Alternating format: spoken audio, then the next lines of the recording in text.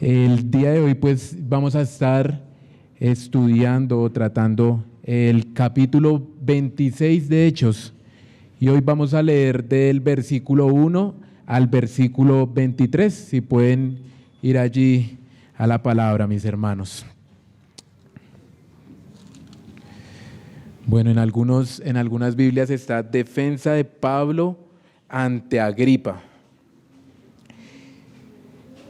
Entonces Agripa dijo a Pablo: ¿se te permite hablar por ti mismo? Pablo entonces, extendiendo la mano, comenzó así su defensa.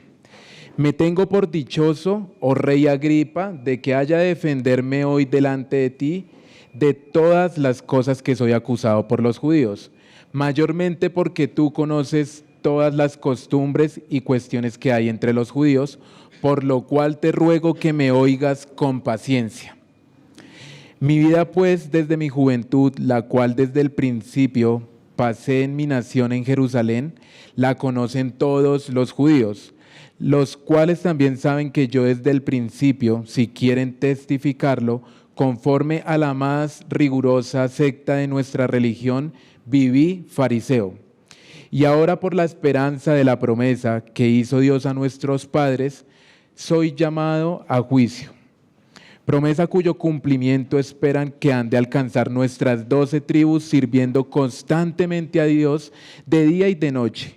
Por esta esperanza, oh rey Agripa, soy acusado por los judíos. ¿Qué? ¿Se juzga entre vosotros cosa increíble que Dios resucite a los muertos? Yo ciertamente había creído mi deber hacer muchas cosas contra el nombre de Jesús de Nazaret, lo cual también hice en Jerusalén. Yo encerré en cárceles a muchos de los santos, habiendo recibido poderes de los principales sacerdotes, y cuando los mataron, yo di mi voto. Y muchas veces castigándolos en todas las sinagogas, los forcé a blasfemar, y enfurecido sobremanera contra ellos, los perseguí hasta en las ciudades extranjeras. Ocupado en esto iba yo a Damasco con poderes y en comisión de los principales sacerdotes, cuando a mediodía, oh rey, yendo por el camino, vi una luz del cielo que sobrepasaba el resplandor del sol, el cual me rodeó a mí y a los que iban conmigo. Y habiendo caído todos nosotros en tierra, oí una voz que me hablaba y decía en lengua hebrea: Saulo, Saulo, ¿por qué me persigues? Dura cosa te es dar coces contra el aguijón. Yo entonces dije: ¿quién eres, Señor? Y el Señor dijo: yo soy Jesús, a quien tú persigues. Pero levántate y ponte sobre tus pies, porque para esto he aparecido a ti, para ponerte por ministro y testigo de las cosas que has visto y de aquellas en que me apareceré a ti, librándote de tu pueblo y de los gentiles a quienes ahora te envío, para que abras sus ojos, para que se conviertan de las tinieblas a la luz y de la potestad de Satanás a Dios, para que reciban por la fe que es en mí perdón de pecados y herencia entre los santificados. Por lo cual, oh rey Agripa, no fui rebelde a la visión celestial, sino que anuncié primeramente a los que estaban en Damasco y Jerusalén, y por toda la tierra de Judea, y a los gentiles que se arrepintiesen y se convirtiesen a Dios, haciendo obras dignas de arrepentimiento. Por causa de esto los judíos, prendiéndome en el templo, intentaron matarme, pero habiendo obtenido auxilio de Dios, persevero hasta el día de hoy, dando testimonio a pequeños y a grandes, y no diciendo nada fuera de las cosas que los profetas y Moisés dijeron que habían de suceder, que el Cristo había de padecer y ser el primero de la resurrección de los muertos, para anunciar la luz al pueblo y a los gentiles. Bueno, mis hermanos, hace 8 días nosotros nos encontrábamos presentando pues esta situación. Había llegado Agripa y Berenice a Jerusalén. Ellos llegaban porque Festo estaba recién puesto allí a gobernar y pues ellos querían ir a felicitarle, estaban pues ansiosos de ir a felicitarle pues por su nuevo cargo político. Ahora, vemos que Agripa y Berenice han sido recibidos con bombos y platillos. Ellos llegan llamando la atención, tienen una entrada por lo alto y tienen un gran espectáculo, algo anormal. Su recibimiento fue hecho por los principales hombres de la ciudad y también por los tribunos. Ahora, en medio de esta audiencia también vamos a tener a Festo. Festo en ese momento lo que hace es hacer una petición y lo que él pide es que traigan a Pablo. Recordemos que Pablo está a punto de ser enjuiciado, digámoslo así, y con este fin, pues también digamos que no se ha demostrado ninguna acusación de las que se le ha hecho, no se le ha encontrado verdad en esto, o sea, lo acusan por un lado, pero por otro lado él resulta inocente, él en realidad no tiene nada que de pronto estar pensando y decir, venga, definitivamente yo fallé en esto o en lo otro, no, nada de lo que le están acusando es real. Entonces vemos que él manda a llamarlo, Festo manda a llamarlo y ahora se abre como tal esta audiencia. Festo también empieza dando como una pequeña descripción de lo que había sucedido. ¿Qué era lo que había sucedido? Bueno, los judíos sabemos que estaban pidiendo la muerte de Pablo, ¿verdad? Ellos estaban gritando que querían que Pablo muriese o que se lo entregaran para que también ellos pudieran hacer con él. Pues como quisieran. Ahora, ya Festo había realizado la investigación, él había dicho en realidad yo no he hallado ninguna acusación que sea real pues en contra de Pablo, y vamos a ver entonces que también Festo quiere complacer a Agripa. Agripa ya le había dicho en los versículos anteriores, ¿sabes algo? Yo quiero ir a este tal Pablo, quiero oír qué es lo que está hablando. Entonces él está complaciendo a su anfitrión. Esto en realidad vemos cómo también entre ellos estaban ahí sus peticiones, se las colocaban y podían pues llegar también a cumplirse, ¿no? Y también esto le iba a ayudar a Festo, recordemos, porque Festo tenía pendiente escribir un informe, que era el informe que iba a enviar a Roma, para decir por qué estaba enviando a Pablo allí a Roma, y pues sabiendo que también él era el que había apelado al César. Ahora, en la apertura de esta audiencia, vamos a ver lo que es la defensa de Pablo. En los primeros 3 versículos vamos a situarnos ahora, mis hermanos. Dice entonces, Hechos 26, 1. Entonces Agripa dijo a Pablo, se te permite hablar por ti mismo, Pablo. Entonces, extendiendo la mano, comenzó así su defensa.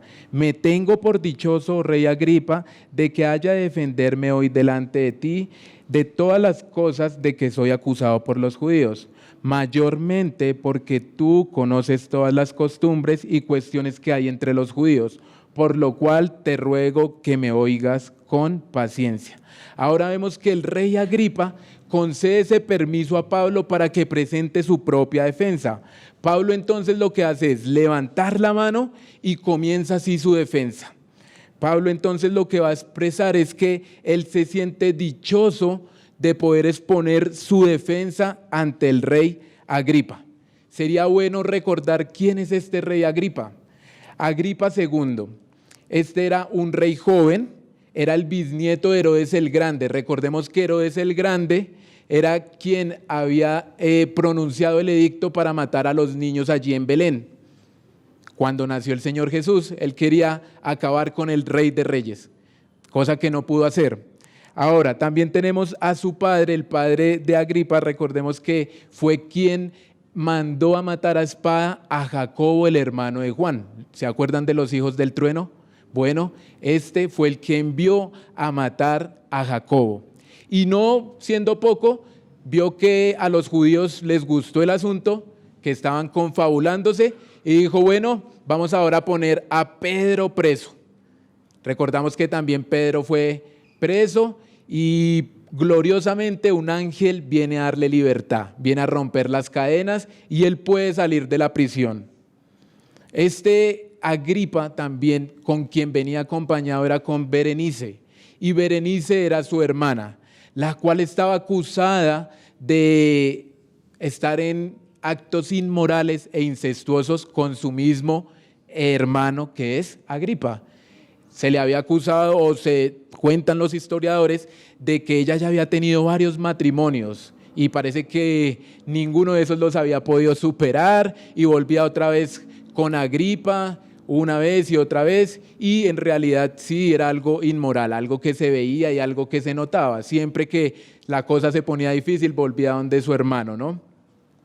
Ahora, por otro lado, también sabemos que Agripa estaba puesto por el Imperio Romano sobre el templo en Jerusalén. ¿Y qué era lo que hacía él allí? Bueno, él controlaba todo lo que eran los tesoros del templo y adicional a eso, él también tenía la potestad de elegir al sumo sacerdote. Tenía gran autoridad allí en el templo. Ahora, Pablo tenía también ese buen ánimo de presentar la defensa ante este rey. ¿Por qué? Bueno, él estaba diciéndonos allí que en realidad Agripa era conocedor ¿de qué? De las costumbres judías. Entonces, al conocer de las costumbres y de los ritos y todo esto de acuerdo a la ley, y también porque conocía a los profetas del Antiguo Testamento, por esto Pablo se siente dichoso. Por esto Pablo quiere presentar su defensa de acuerdo al conocimiento del rey Agripa. Ahora, hay una petición que le hace Pablo al rey Agripa, y es también la petición que les quiero hacer el día de hoy. Que le dice ahí en el versículo 3, ya en la parte final, dice, Pablo pide ser oído por Agripa con paciencia. Eso es lo que les pido hoy, que me escuchen con paciencia. Y esa palabra paciencia es importante porque cuando la miramos en el griego significa macrotumos. ¿Qué significa macro? Bueno, algo grande. Y tumos es la irritación, el enfado que puede presentar una persona. Lo que le está diciendo Pablo a Agripa es que le tenga paciencia, que no se enoje ni se exaspere con prontitud. Ahora, claro, no era para menos, es un rey que quizás tenía muchos asuntos que atender. Era un rey que andaba más preocupado por algunos otros asuntos que quizás por comprobar de que este hombre realmente era inocente. Y esta palabra se utiliza con el fin, es una palabra muy cristiana, hermanos. Ni siquiera decía que era una palabra que se utilizara en el griego comúnmente, no, era una palabra muy cristiana. Y lo que decía era que la persona trataba de buscar una cercanía para ganárselo para Cristo. Eso era lo que significaba esta paciencia. Quería ganarlo para Dios. Y ese debe ser nuestro deseo, hermanos, poder exponer el evangelio a las personas con el fin de que de ser cercanos, de ganarlos. Eso es lo que el Señor nos manda. Ahora, Pablo entendía que él había sido también puesto en este lugar, en esta hora y con estas personas, no con el propósito de levantar su defensa. Pablo ya estaba más que claro que Pablo era inocente. Lo que Pablo estaba buscando era que se pudieran convertir al Señor, que los gobernantes y todos los presentes allí pudieran llegar ¿a qué? A conocer a Cristo. Estaban hombres importantes, los más importantes de la ciudad, estaban los tribunos, estaba el rey Agripa, estaba Festo, Berenice. Y es en este momento en que quizás vale la pena recordar que Pablo era un instrumento escogido para llevar el nombre de Jesús en presencia de gentiles, de reyes y de los hijos de Israel. Qué precioso ver cómo la promesa se cumple, cómo esta promesa parece que sigue andando. Y qué bueno es ver que nuestro Señor es fiel con lo que promete, hermanos. Qué bueno ver que este hombre podía estar brindando y siendo testigo de lo que el Señor estaba haciendo. Ahora, en los siguientes versículos, nosotros vamos a ver a partir del versículo 4, vamos a ver a Pablo como fariseo y como cazador de cristianos, hermano. Eso es lo que nos va a mostrar ahorita acá la palabra. Dice en el 4, mi vida pues desde mi juventud, la cual desde el principio pasé en mi nación, en Jerusalén, la conocen todos los judíos, los cuales también saben que yo desde el principio, si quieren testificarlo, conforme a la más rigurosa secta de nuestra religión, viví fariseo. Y ahora por la esperanza de la promesa que hizo Dios a nuestros padres, soy llamado a juicio. Promesa cuyo cumplimiento esperan que han de alcanzar nuestras 12 tribus, sirviendo constantemente a Dios de día y de noche, Por esta esperanza, oh rey Agripa, soy acusado por los judíos. ¿Qué? ¿Se juzga entre vosotros cosa increíble que Dios resucite a los muertos? Yo ciertamente había creído mi deber hacer muchas cosas contra el nombre de Jesús de Nazaret, lo cual también hice en Jerusalén. Yo encerré en cárceles a muchos de los santos, habiendo recibido poderes de los principales sacerdotes, y cuando los mataron, yo di mi voto. Y en el 11 dice: y muchas veces, castigándolos en todas las sinagogas, los forcé a blasfemar, y enfurecido sobremanera contra ellos, los perseguí hasta en las ciudades extranjeras. Pablo nos relata su juventud. Pablo empieza diciéndonos que él nació ¿en dónde? En Tarso. Y ahora de Tarso lo que hace es mudarse a Jerusalén. En este lugar él quizás estaba pensando ser instruido, quizás iba a ir a la Universidad de Gamaliel, a estar allá a los pies, a aprender más de este hombre. Algunos decían que Pablo podía llegar a ser el reemplazo de Gamaliel. Era alguien muy letrado, era alguien que había estado a sus pies aprendiendo. Y vemos que ahora Pablo también nos va a indicar allí en el versículo 5 que él vivió estrictamente, conforme a la ley de Dios. Él dice prácticamente que era irreprensible. No es que no hubiera pecado en él, es que simplemente cuando hacía alguna falla, él volvía a la palabra, se arrepentía o simplemente presentaba sus sacrificios y ya trataba de dejar todo saldado, todo en orden. Ahora, para nadie era un secreto la vida de Pablo como fariseo. Él por eso les dice: aquí ustedes pueden testificar de que yo fui fariseo, de que mi vida la viví como fariseo. Y esta promesa de la que ahora Pablo empieza a hablar, ¿a qué hace referencia? Bueno, en los versículos 6, 7 y 8 vamos a ver que habla de la resurrección de los muertos. Pablo se refiere a la venida del Señor Jesucristo, quien era necesario que sufriera a causa, o a manos, digámoslo así, de los principales, de los sacerdotes, de los escribas, que muriera. Y no solamente que muriera, sino que al tercer día que resucitara. Esta era la esperanza de la cual estaba Pablo hablando. Y Pablo ahora lo que hace es ensamblar esta verdad. Él es lo que dice: bueno, los fariseos creen en la resurrección, yo también creo en la resurrección. Ellos creen que aún la resurrección del Mesías, ni que el Mesías ha venido, ni que ha habido resurrección. Bueno, yo les quiero decir que el Mesías ya vino y que el Mesías resucitó. Vemos como Pablo lo que hace es ensamblar esta verdad, lo que hace es decirles: bueno, ustedes lo que están esperando, yo ya lo viví, yo ya lo he visto con mis propios ojos. Pablo, después de hablar de esta promesa, se muestra algo sorprendido y admirado, y no es para menos. Se dirige a los judíos diciendo: venga, en realidad no entiendo por qué no crean que Dios pueda resucitar a los muertos. No entiendo. Y de esto mismo me están acusando a mí en este momento. No sé, veo que hay alguna incongruencia en este asunto. Pues estoy siendo acusado por lo mismo que ustedes han creído, por lo mismo que han creído nuestros padres. Y Pablo continúa ahora y nos va a mostrar su vida de cazador de cristianos, hermano. Va a pasar de cazador a ser cazado por el Señor Jesucristo, a ser ganado y alcanzado por nuestro Señor. Después de que Pablo contó de su celo y de su juventud, narra cómo perseguía a los cristianos. Ahí en el versículo 9 dice: Pablo pensaba que estaba haciendo lo correcto en hacer grandes cosas en contra del Señor. Él creía que estaba bien perseguir a los cristianos. Él creía que extirpar al cristianismo era lo que él debía hacer. Él creía que esta secta era digna de persecución. Eso era lo que él creía. Y él les está enviando acá el mensaje: señores judíos, yo también en algún momento, como ustedes ahora están ahí sentados acusándome, yo también en algún momento pensaba como ustedes. Yo también en algún momento perseguía a los cristianos. Yo también quería matarlos. Ese es el mensaje que le está enviando ahí a los judíos. Ahora, dice que él pidió poderes para echar presos a los santos. Qué bueno cuando se refiere a los santos, porque sabemos que habían sido apartados para Dios.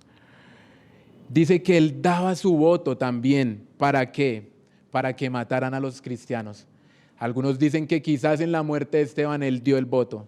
¿Saben cómo era dar el voto? Bueno, era arrojar la piedra. Esa era la manera en que se daba el voto. Algo muy tremendo, ver cómo Pablo, en realidad tenía voto en estas cuestiones, ¿no? En el versículo 10, Pablo nos va a indicar que él castigaba a los cristianos. Él quería hacerlos volver a sus antiguas creencias.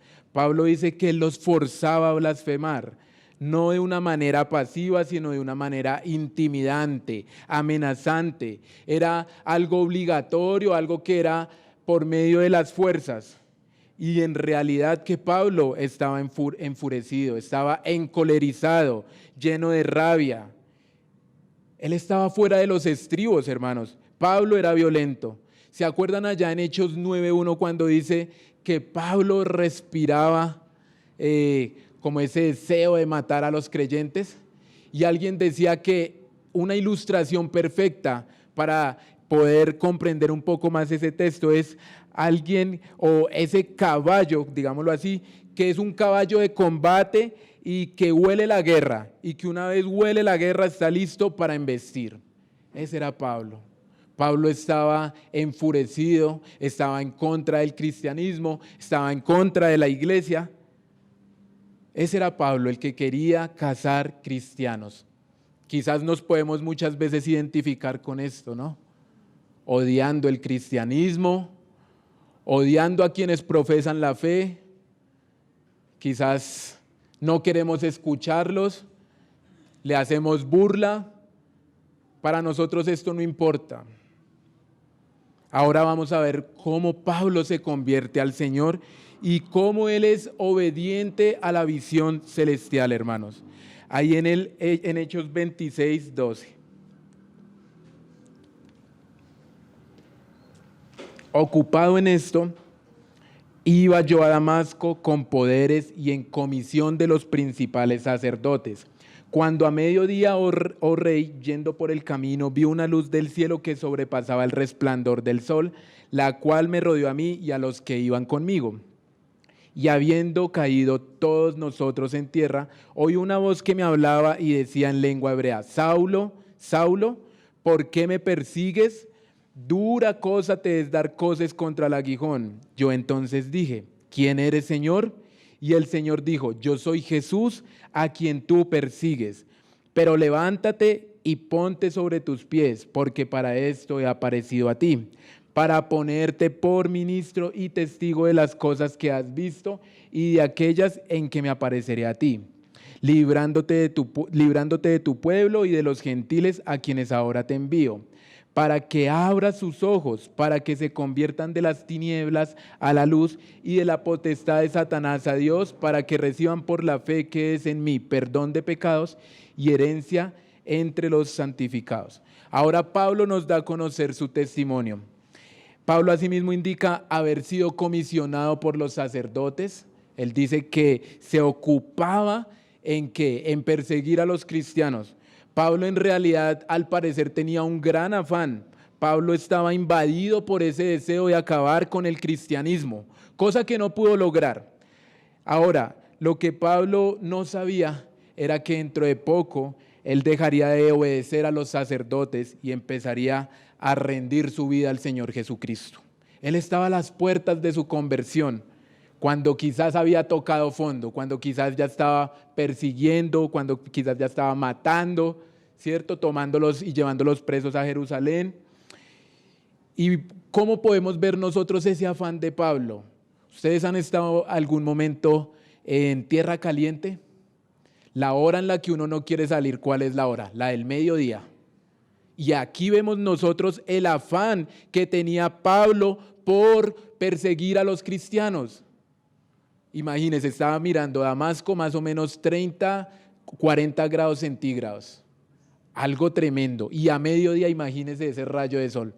Qué afán, cómo estaba invadido Pablo de ira, de rencor contra el cristianismo. Ahora, Pablo y sus acompañantes ven que está el sol del mediodía, pero ahora también ven que son envueltos con una luz que es aún más potente que la luz del sol. Esa luz es Jesucristo. Jesucristo es la luz del mundo. Es interesante verlo. Estos hombres cayeron al suelo y yo digo, bueno, ¿cuál era la intensidad de esa luz para que estos hombres cayeran al suelo? Debió haber sido algo muy fuerte. Debió haber sido algo que los dejó enceguecidos, o por lo menos a Pablo eso es lo que nos dice. ¿Cierto que quedó ciego? Cayeron al suelo y estos hombres estuvieron allí temerosos y temblorosos. Y aquí, hermanos, ¿qué podemos decir? Que se encontró con Cristo. Que Cristo es el resplandor de la gloria de Dios. Que Él es su imagen, que Él es su sustancia. Que Jesucristo es el Señor y Dios. Pablo tenía ese encuentro con Jesús, un cara a cara. Ahora, Cristo vino a alumbrar el camino de Pablo. Vino a sacarlo de ese camino de locura. Vino a librarlo del dominio de las tinieblas. Algo que en algún momento nosotros también experimentamos. No andábamos perdidos en nuestras cosas, en nuestros caminos perniciosos. ¿Se acuerda usted cómo andaba, hermano? En camino de tinieblas, tropezando, andando torpemente. Esa era nuestra vida. Y llegó esta luz admirable a alumbrarnos, Cristo. Gracias a Dios porque Él nos alumbró. Gracias a Dios porque ahora tenemos esa antorcha que nos puede guiar, hermanos, que nos permite vivir con esperanza, que nos permite estar reconciliados con el Padre. No hay nada mejor que tener paz, hermanos. Qué feo es cuando te sientes perseguido, qué feo es cuando sientes la zozobra, qué feo es cuando aún no tienes esperanza. ¿Cuál es tu esperanza? ¿Cuál es tu esperanza el día de hoy? Porque muchas veces nosotros como hombres podemos llegar a poner nuestra esperanza en cosas que a la última no nos van a beneficiar. Pero vemos cómo Cristo viene como tal a liberarnos, a salvarnos. Y continúa diciendo y narrando Pablo su conversión. Es interesante que Pablo, de las 3 veces que cuenta su testimonio, bueno, la primera la narra Lucas, la segunda allí en el versículo 22, pero aquí en este capítulo 26 vamos a ver algo más. Vamos a ver como si él contara ya desde su experiencia, desde lo más íntimo. Entonces dice, Saulo, Saulo, ¿por qué me persigues? Es muy interesante ver que Cristo no le está diciendo, Saulo, Saulo, ¿por qué persigues a la iglesia? Saulo, Saulo, ¿por qué persigues a los nuevos creyentes? Saulo, Saulo, ¿por qué persigues las ovejas, los corderos? No. ¿Por qué me persigues? Algo que es importante saber, y es que cuando usted se levanta contra alguien que viene en el nombre del Señor, sí, quizás usted está rechazando a esa persona, pero usted también está rechazando a Jesucristo. Cuán triste es esto. Y esto quizás también puede darnos un poco de ánimo. El Señor decía que no temiéramos, digámoslo así, cuando fuésemos odiados, cuando fuésemos quizás blasfemados, cuando mintieran en nosotros, ¿cierto? Y ahora lo que vemos es que Él nos dice, tranquilos, gócesen, estén dichosos, aún de los que los persiguen. Si quizás tú has sido duro de corazón, te has levantado en contra de Dios, si no solo rechazas a los que te han hablado, sino que estás rechazando a Cristo, ¿qué tal el día de hoy para aceptar ese encuentro con Jesucristo? Te pregunto, ¿cuál es la causa por la que tú has llegado a odiar a Cristo? ¿Cuál es la causa por la que tú has querido vivir sin Dios? En este momento no hay nada que te pueda justificar, nada que te pueda salvar si rechazas a Jesucristo.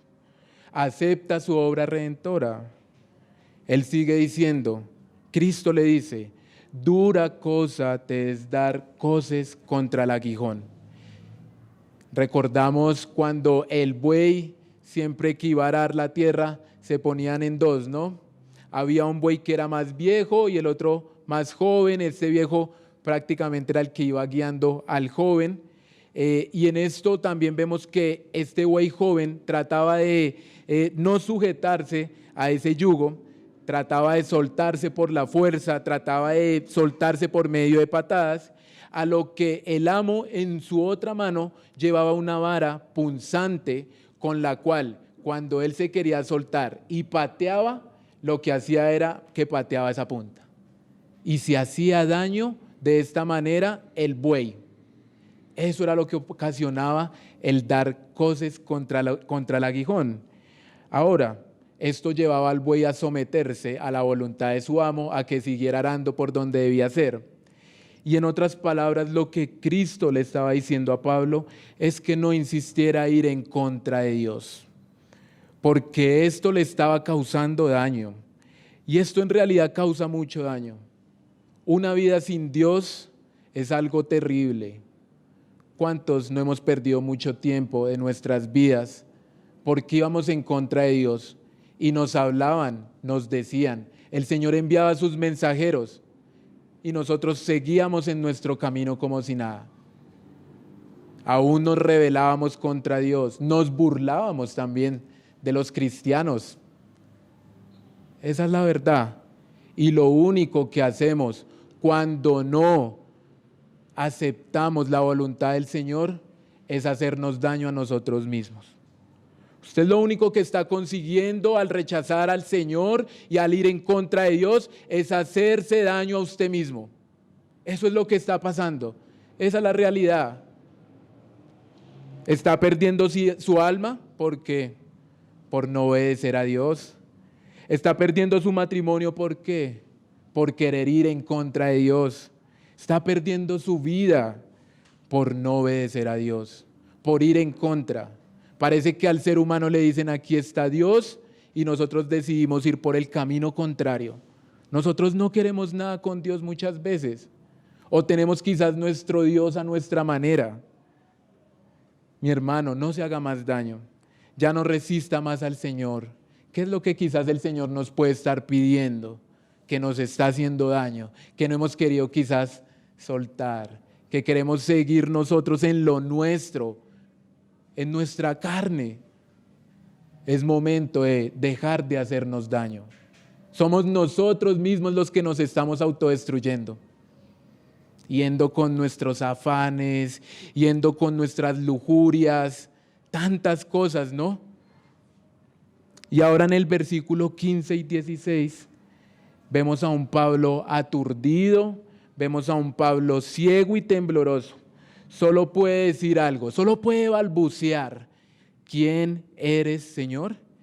Y el Señor dijo, yo soy Jesús a quien tú persigues.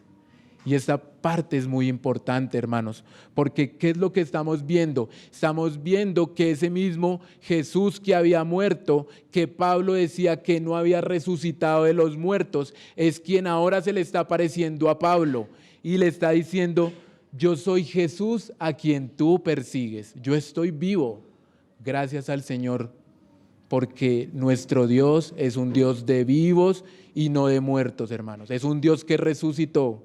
Y así como nuestro Cristo resucitó, así como Él es las primicias, nosotros también resucitaremos, hermanos. ¿Qué esperanza es la que tenemos? ¿Qué esperanza saber que un día estaremos con el Señor? Hay veces uno se asombra por lo que ve en el mundo, hay veces uno quisiera salir, pero hay una esperanza, hermanos, que algún día estaremos con nuestro Señor. Pablo estaba allí enviando un mensaje a estas personas. Estaba diciéndoles, que ustedes dicen que no ha resucitado, yo lo vi. Con Él fue el que me encontré. Y Él cambió mi vida. Él cambió mi manera de pensar. Jesús aquí, vamos a ver que se aparece con un objetivo específico. ¿Sí? Salvar a Pablo, ¿cierto? Que pudiera tener ese encuentro. Que Pablo volviera en sí y dijera de verdad, la manera en cómo estoy pensando, en cómo estoy actuando no es la manera concreta, pero vamos a ver que aquí en esta narración que nos da Pablo de su propio testimonio, vamos a ver que hay algo que quiere poner el Señor Jesús en él. ¿Cuál es ese objetivo específico? Allí en los versículos 17 y 18.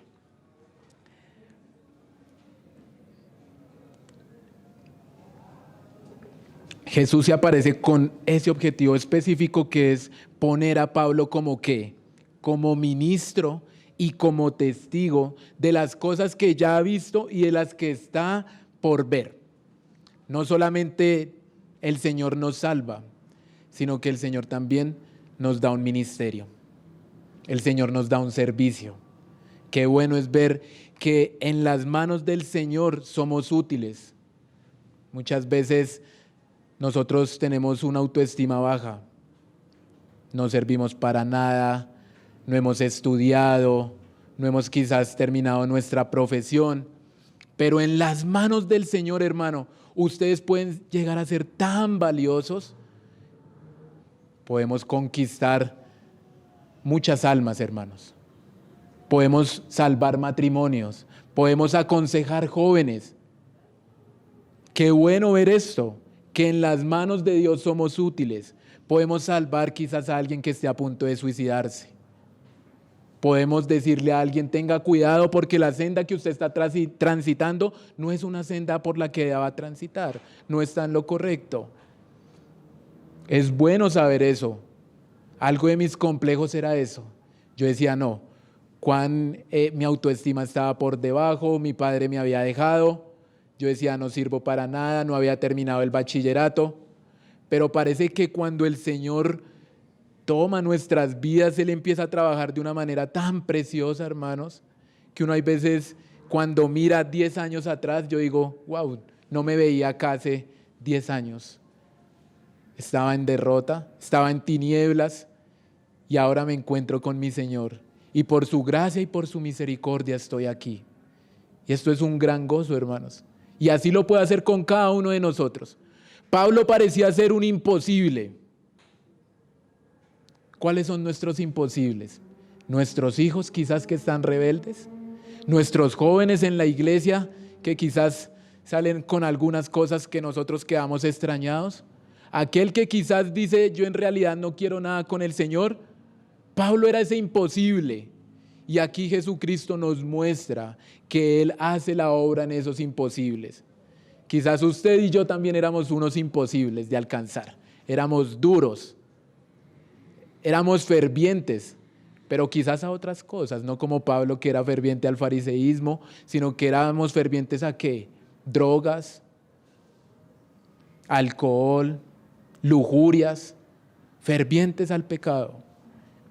Para Dios no hay nada imposible, mi hermano, y es bueno que sepamos eso, que el Señor sigue trabajando en cada uno de nosotros, en el que nosotros quizás humanamente decimos: ese no va a cambiar.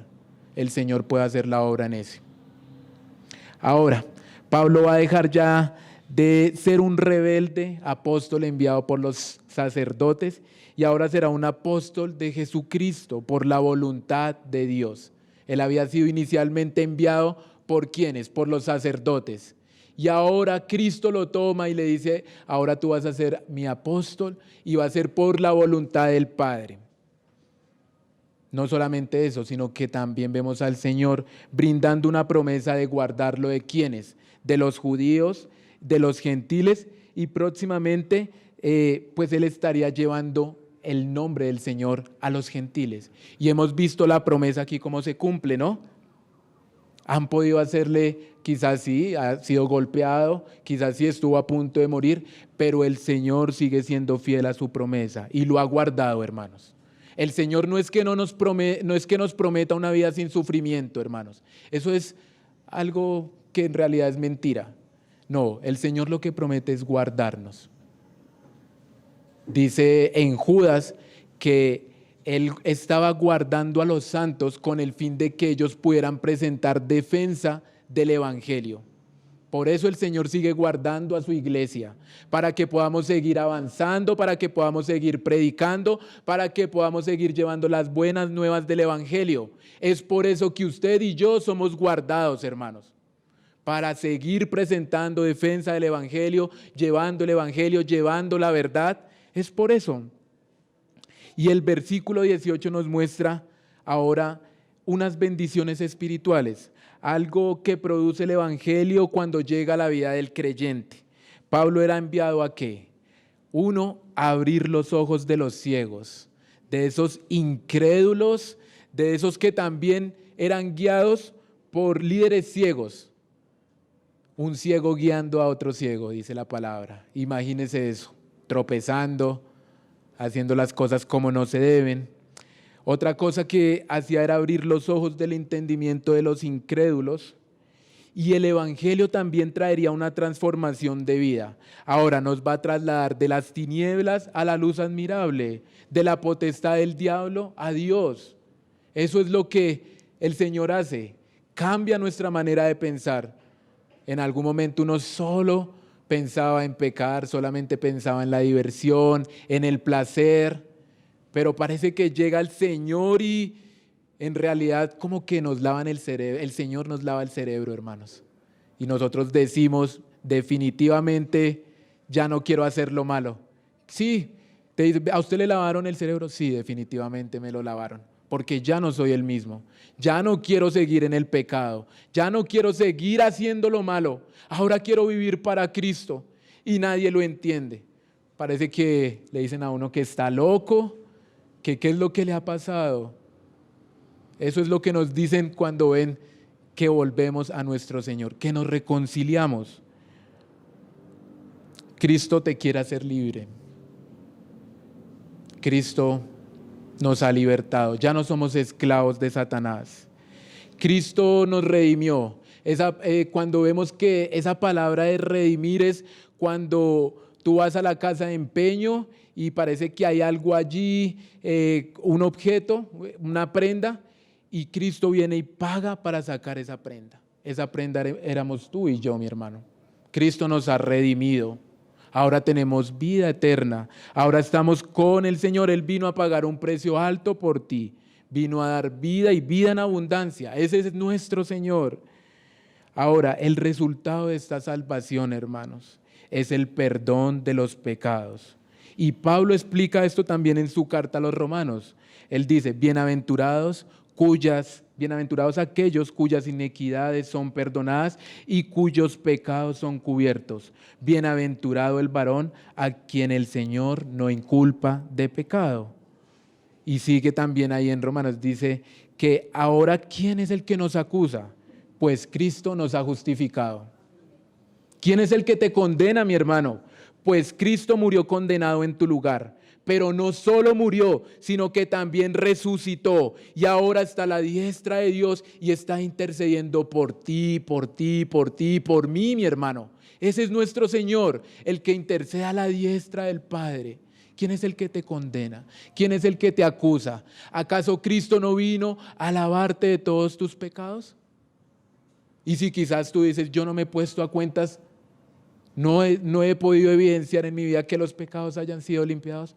Cristo dice, ven y pongámonos a cuentas. Ven y pongámonos a cuentas. Y yo, eso que parece carmesí, eso que es esa tela roja, yo la haré blanca como la lana. ¿Hay alguno que quizás quiera ponerse a cuentas con el Señor? Bueno, hoy puede ser esa noche. Hoy puede ser ese día en que en realidad el Señor te limpie, te perdone y haya una gran reconciliación. Y es interesante, hermanos, saber que nosotros poseemos grandes riquezas. Riquezas que usted y yo tenemos al haber creído en Jesucristo. Riquezas que ni siquiera juntando todo el dinero de este mundo podríamos comprar. ¿Quién puede comprar la salvación, hermanos? ¿Quién puede comprar la gracia? ¿Quién puede comprar el perdón? No, ni todo el dinero que tengamos, si reuniéramos todas las riquezas, no podríamos comprar salvación. Quisiéramos hacerlo, ¿cierto, hermanos? Para que alguno de nuestros amados hijos, familiares llegaran a salvarse. Pero sabemos que esto es solamente de Jesucristo, solamente por Él. Y quiero que nosotros sepamos que somos bendecidos, hermanos, con esas riquezas celestiales, con esas bendiciones celestiales. Él nos ha dado esa herencia para que fuésemos santificados. Él dice que antes de que el mundo fuera fundado, Él ya nos había elegido, ¿cierto? ¿Para qué? Para ser santos, para andar sin mancha ante Él. Y ahora Él nos pone en otro lugar, Él nos pone cerca de Él. Y ya nosotros aborrecemos todo lo que pueda llegar a ofenderle. Este era un mensaje certero también para el rey Agripa, quien estaba resistiendo a Dios. Para él también era esta promesa. Para él también era esa promesa de que Jesucristo podía reconciliarlo con Dios el Padre. Ahora, hermanos, vamos a estar leyendo el versículo 19 al 23 y vamos a ver la obediencia de Pablo ante la visión.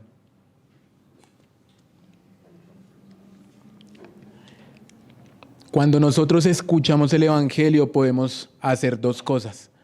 Una es hacer como si nada hubiera pasado, rechazarlo, y la otra es verdaderamente volcarnos hacia Él, es dirigirnos hacia Él. Y vamos a ver que Pablo fue obediente a esta visión. Pablo en realidad lo que hizo fue abrazar la visión. Y vamos a ver qué es esta visión celestial. Dice allí en el 26, versículo 19. Por lo cual, oh rey Agripa, no fui rebelde a la visión celestial, sino que anuncié primeramente a los que están en Damasco y Jerusalén, y por toda la tierra de Judea, y a los gentiles que se arrepintiesen y se convirtiesen a Dios, haciendo obras dignas de arrepentimiento. Por causa de esto, los judíos, prendiéndome en el templo, intentaron matarme. Pero habiendo obtenido auxilio de Dios, persevero hasta el día de hoy, dando testimonio a pequeños y a grandes, no diciendo nada fuera de las cosas que los profetas y Moisés dijeron que habían de suceder, que el Cristo había de padecer y ser el primero de la resurrección de los muertos para anunciar luz al pueblo y a los gentiles. Ahora, en este versículo 19 vemos que Pablo en realidad no fue rebelde a esta visión, pero ¿cuál era esa visión? La visión celestial que Pablo había tenido hacía referencia al Evangelio de Jesucristo, que fue revelado directamente a Pablo. A Pablo nadie le contó sobre el Evangelio. El Señor, el mismo Dios le había revelado este Evangelio. ¿Cuál era ese Evangelio? Bueno, este Evangelio llegó a impactar tanto su espíritu que él quedó cautivo por Cristo y por su Evangelio. Eso es algo que nos sucede como creyentes, ¿no? Parece que una vez vemos al Señor, nosotros no pensamos sino solo en el Señor, en servirle, en hablar de Él. Llegamos, le contamos a nuestra familia lo que ha sucedido. Parece que hay algo que se apodera de nosotros y no podemos callarlo. Y hasta el día de hoy, hermanos, eso sigue en nosotros. Muchas veces se presenta la oportunidad y ya estamos mirando cómo vamos a entrar por un lado, ¿no? O cómo de una manera que podamos llegarle a esa persona, y tenemos varias estrategias, ¿no? Nosotros siempre queremos estar hablando de esta buena noticia.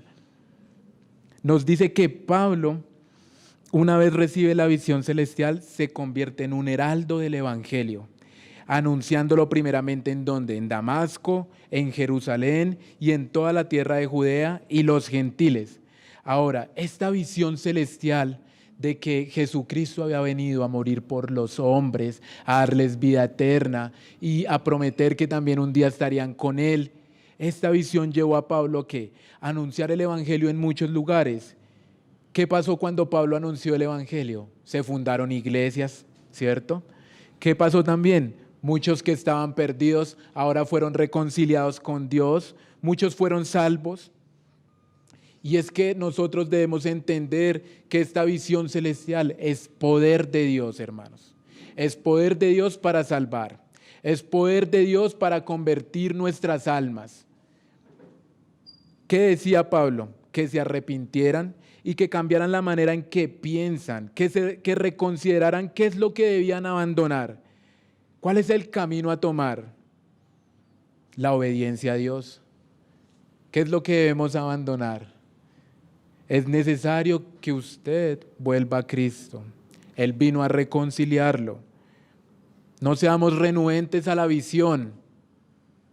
No seamos rebeldes a lo que el Señor quiere hacer con usted y conmigo. Ahora, Pablo, por causa de esta visión, casi pierde la vida, hermanos. Cuando nosotros llegamos al Señor, muchas veces nos vamos a ver en apuros. ¿Qué podemos llegar a perder? Quizás amigos, familia, quizás hasta un trabajo, porque si de pronto usted trabaja, no sé, en una cigarrería y conoce al Señor, Usted no va a seguir en ese trabajo, ¿verdad? Porque sabe que está haciendo mal, está perjudicando, está llevando a las personas a la perdición. Cosas tan sencillas que el Señor va abriendo nuestras mentes y uno dice, wow, definitivamente esto que estaba haciendo no estaba bien. Quiero citar las palabras de Jesús que dijo, porque todo el que quiera salvar su vida la perderá, y todo el que pierda su vida por causa de mí la hallará. Porque ¿qué aprovechará el hombre si ganare todo el mundo y perdiere su alma? ¿O qué recompensa dará el hombre por su alma? Jesús mismo tuvo la oportunidad de ganar todo el mundo al alabar a Satanás, pero él encontró victoria ¿en qué? En la obediencia, hermanos. Él obedeció, él decía, escrito está. ¿Qué tal si somos obedientes a la palabra? Seremos cristianos victoriosos. Asombrosamente, las personas que viven obedeciendo a la palabra del Señor son las personas que más pueden demostrarnos su gozo y su plenitud. Cuando vivimos en desobediencia, vemos nuestras caras, nuestros rostros, quizás llenos de amargura, llenos de dolor. ¿Por qué? Por la desobediencia. ¿Dónde está la plenitud? En obedecer a nuestro Señor. Va a costar, hermanos, pero en realidad que hay un muy buen pago, y es estar con nuestro Señor, es obedecerle, es amarle, es corresponderle. Eso debe estar en nuestro corazón, el querer corresponderle a nuestro Señor. Digan lo que digan. Pablo no fue renuente a la visión. Quizás nos van a decir, hermano, pero usted ¿por qué está haciendo esto? ¿Usted por qué hace lo otro? Sígalo haciendo. Usted no está siendo renuente a la visión. Siga sirviendo, siga evangelizando. Quizás el otro le va a decir, pero ¿usted qué está haciendo? Siga predicando. Allá cada quien con lo que piense, pero usted no sea renuente a la visión que Dios le ha dado. ¿Qué es lo que el Señor nos ha encargado?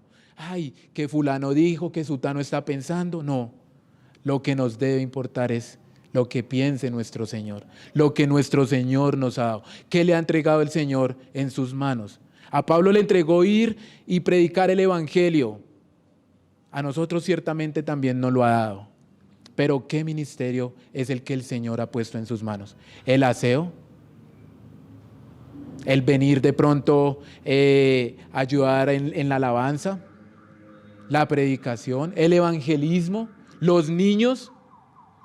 Ninguno de estos trabajos es pequeño, mis hermanos. Aún el hermano que se preocupa por ir y traer un hermano anciano a su casa, traerlo acá a la reunión. Eso es un servicio para el Señor. Eso es lo que el Señor quiere, que sigamos haciendo lo que Él ha puesto en nuestras manos, el ministerio que Él nos ha dado. Y en medio de esta situación donde a veces vienen las dificultades, donde Pablo dice que ya lo estaban tomando allí en el templo y que estaba a punto de que le dieran muerte, ¿qué dice Pablo? Que Dios lo auxilió. Y es bueno saber que cuando estuvo a punto de perder la vida, Dios estaba con él preservándolo. ¿Con el fin de qué?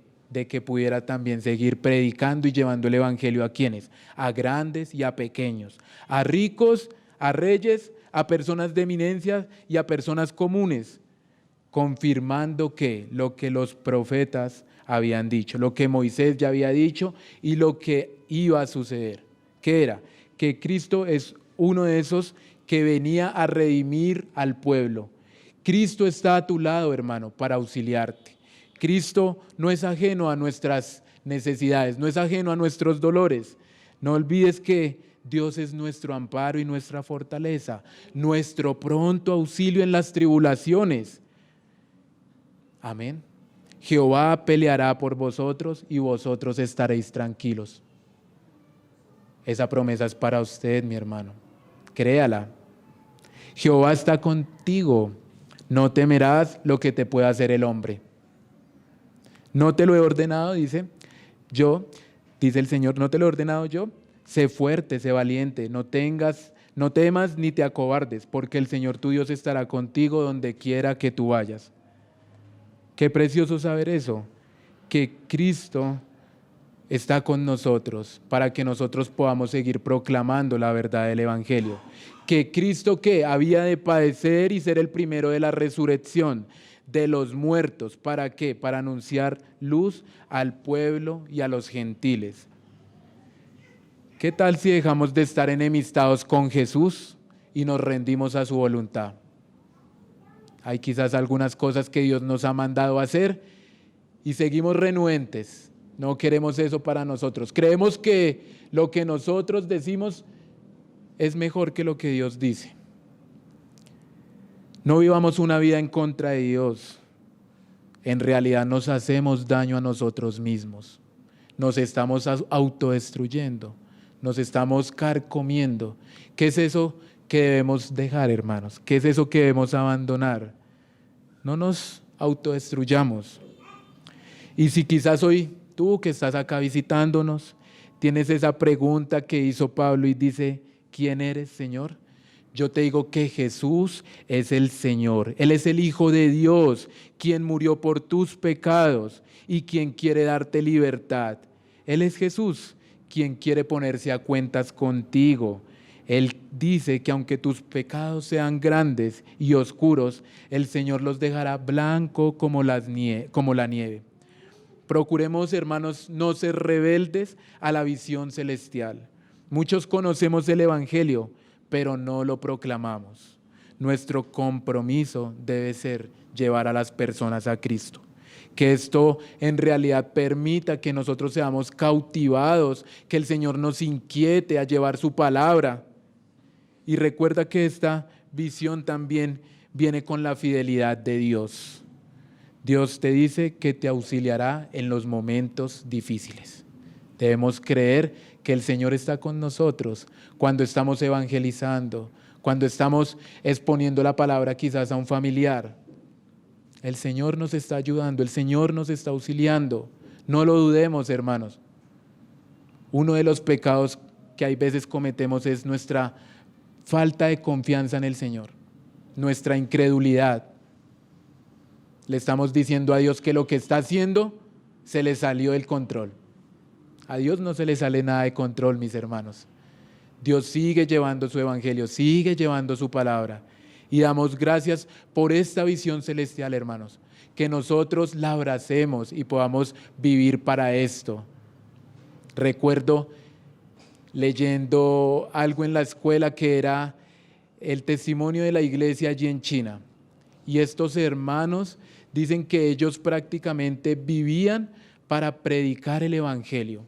Ellos prácticamente trabajaban lo suficientemente necesario para cubrir sus responsabilidades y el resto de tiempo era para predicar el glorioso evangelio del Señor, para servir, para avanzar el reino del Señor. Amén. Vamos a orar, hermanos, y a dar gracias al Señor por su palabra. Padre, te queremos dar gracias, mi Señor, por tu palabra, que es verdad, Señor. Gracias porque tu palabra nos alumbra y gracias por la verdad del evangelio que nos ha alcanzado. Gracias porque hoy podemos decir que somos nuevas criaturas. Gracias porque ahora tenemos vida eterna, Señor. Gracias porque también esperamos, Señor, ser resucitados. Tú ya resucitaste, Señor, como las primicias. Ahora esperamos en algún momento, Señor, también resucitar y estar contigo. Ayúdanos, Dios de la gloria, a no ser rebeldes, Padre Santo, a amar lo que tú dices, a vivir para ti, Señor, a entregar nuestra vida enteramente a ti, mi Dios. Te damos muchas gracias, mi Señor. En el nombre de tu Hijo Jesús. Amén y amén.